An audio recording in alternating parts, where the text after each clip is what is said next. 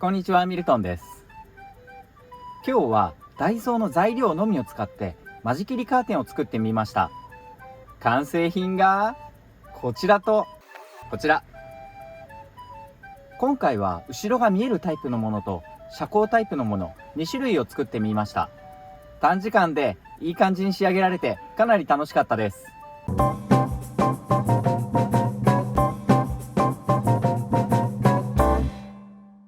今日はこの指で指している部分に間仕切りカーテンを2種類作ります。これにより冷暖房の効率を上げつつ車に部屋感を持たせ見栄えを良くしていきたいと思います。材料を探しにダイソーに行ってきました。そこで見つけたのがこのテーブルクロス。本当は無色透明のものが良かったのですが、ご覧のように青みがかっています。同じタイプのものをセリアで探してみると完全に無色透明のものを見つけたので、両方買って比べることにしました。まずダイソーのテーブルクロス。こちらは縦150センチ、横120センチと私のエブリーにはほとんどカットする必要がないほどバッチリなサイズで、本当はこれでいきたかったのですが、青みがかっているのだけが気になります。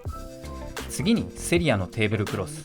こちらは縦175、横135センチとかなり大きめの車にも合うサイズで、完全に無色透明でとても良さそうです。突っ張り棒を使ってこれら2枚を車に仮置きしてみます。まずセリアのテーブルクロス。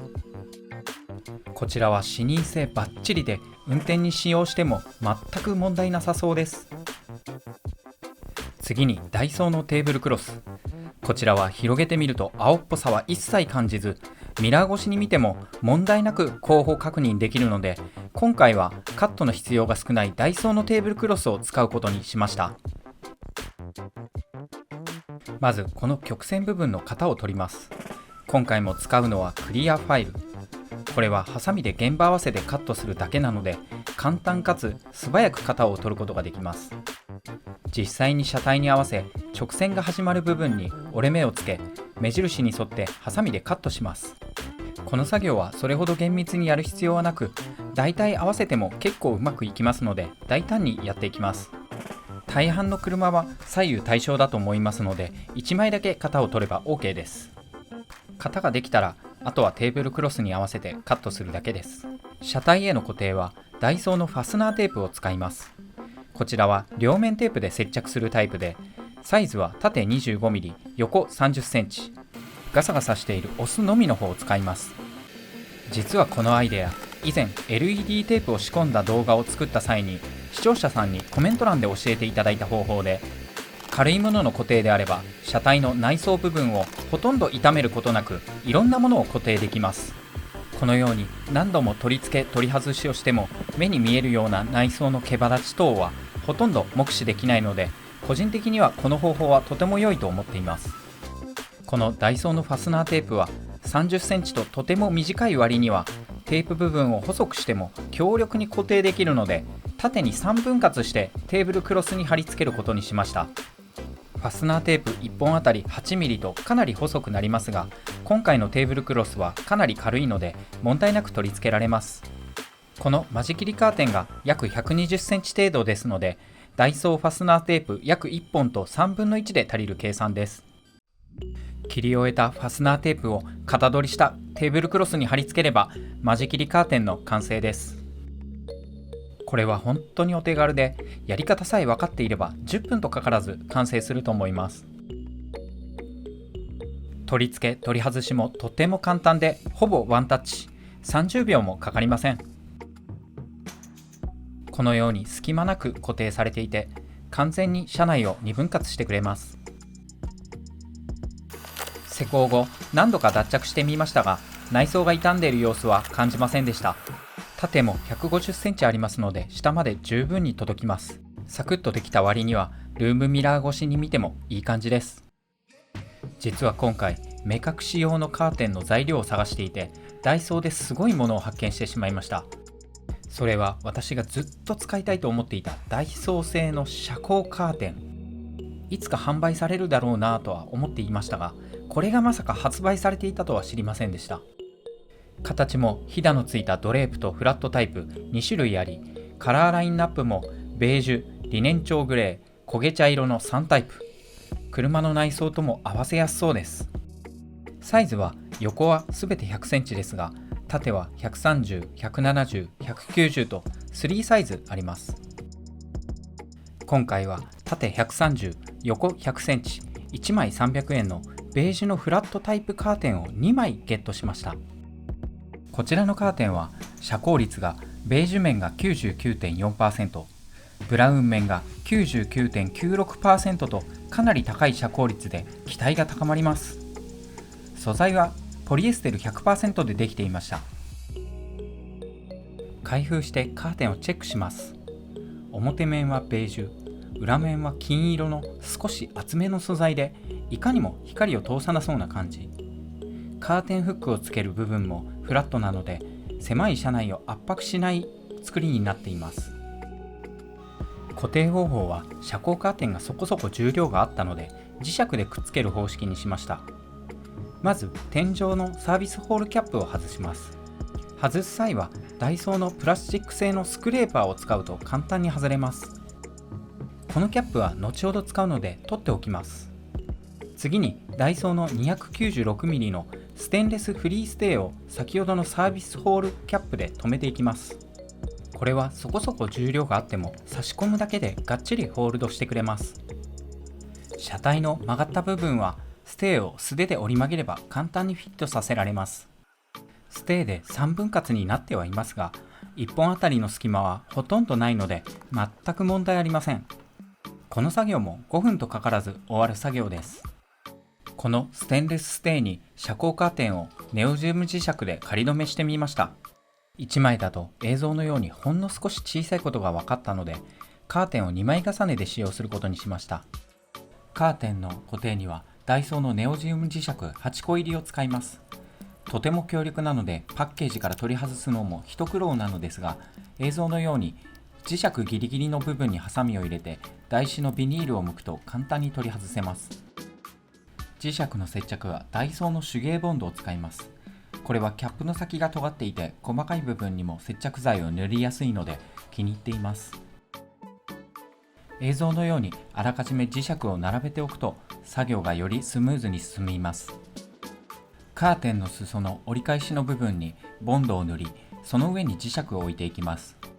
このように磁石を直接貼り付けることで布を切ったり縫ったりする手間が省けます。ボンドの上に磁石を乗せた後は磁石の側面にボンドを足しておくとより強力に接着できます。実はこのダイソー接着剤、水溶性なので洗濯はできないのですが、今回セリアで水洗いできる接着剤を見つけましたので、そちらも試してみます。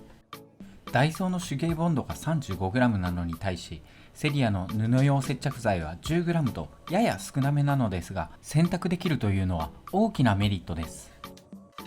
セリアの手芸用接着剤も先ほどと全く同じ要領で磁石を貼り付けていきます。この接着剤はアイロンの使用も可能と書いてあったので、ボンドにくっつかないように磁石にのみアイロンを当ててみたのですが、これが大失敗のもとでした。アイロンを使うとボンド自体は素早く乾燥し、すぐに使える状態になるのですが、ネオジウム磁石は熱に弱いようで、磁石に直接1分近くアイロンを当てたりすると磁力が半分ぐらいに落ちてしまいます。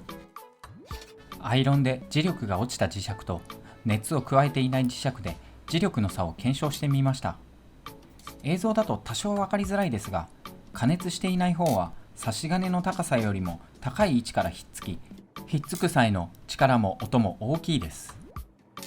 磁石同士をくっつける形でも検証してみました。こちらはアイロンで磁力の落ちた磁石、そしてこちらが未加熱の磁石。音やくっつく力強さが全く違います。このままではカーテンが落ちる可能性もあるので、ボンド付けをすべてやり直すことにしました。接着方法は先ほどと全く同じです。ダイソーのボンドの方もアイロンを使って磁力が弱まっていたので、すべてやり直して接着を早めるために扇風機で乾燥させました。12時間乾燥させたものがこちら。下がダイソーの布用ボンド。乾燥後はカチカチに固まっていて、取れる感じは一切ありません。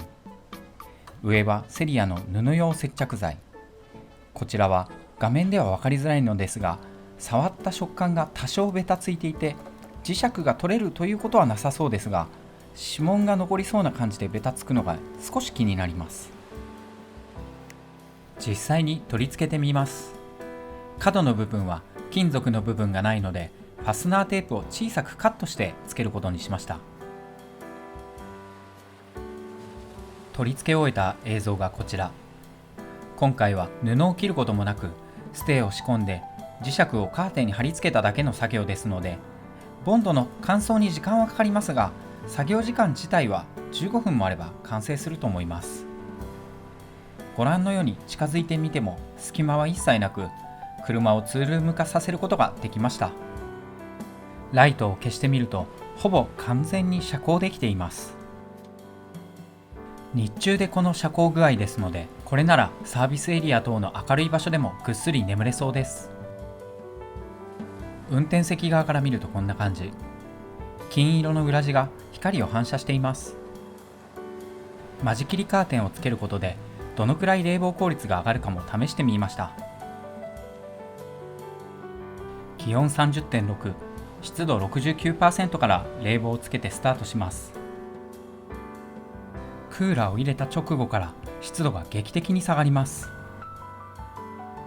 信じがたいことですが、わずか10秒程度で湿度が 10% 近く下がりました。気温は全く変化ありません。体感上はかなり涼しいです。この後同じ条件で5分間計測してみました。約5分後、気温 29.3 度、湿度 46% まで下がりました。間仕切りカーテンをつけた状態だとかなり涼しいです。5分間で気温約 1.3 度、湿度 23% 下がりました。次は間仕切りカーテンを取り外して検証します。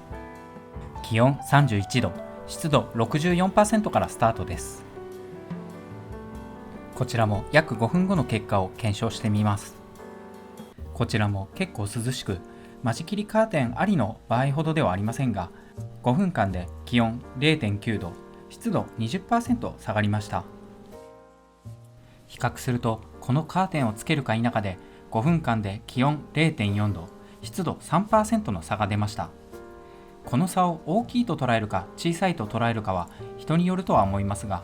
体感的には圧倒的にカーテンありの方が涼しく、個人的には冷暖房の使用時にはこのカーテンをつけても良いなと思いました。折りたたんだ映像もご覧いただきます。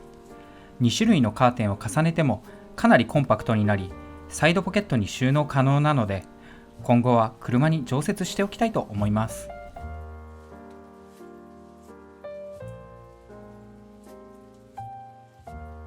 本日もご視聴ありがとうございました。